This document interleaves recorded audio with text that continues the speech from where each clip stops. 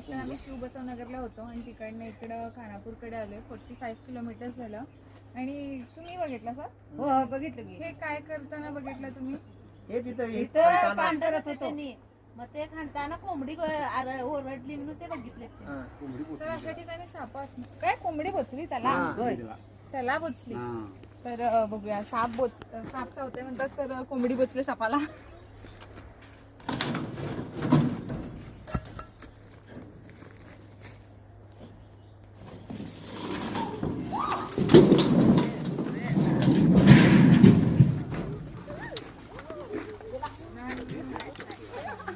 मला वाटलं नाग वगैरे असेल म्हणून.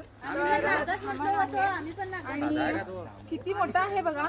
आणि मी पकडले तर तो परत त्या साईडलाच खेचायला लागलाय. हे बघा. तिकडे जायला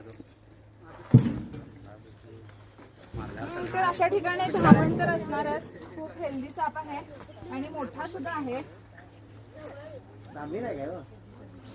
आणि माझ्या हाताला त्यानं असं फुल टाईट गाठ असं हे केलंय.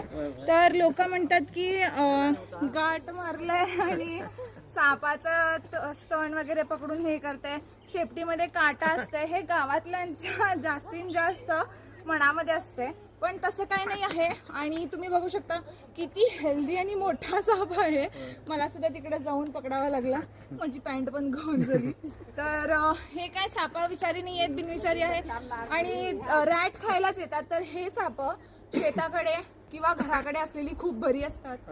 कारण की म्हणजे हे जर जास्त हुंदीर खाते आणि हे जर हुंदीर खायचं काम केलं तर विषारी साप येणार नाहीत तुमच्याकडे. तर कसे लोक जमा झालेत बघा साप बघायला. तर धन्यवाद. कसा वाटला व्हिडिओ नक्की सांगा.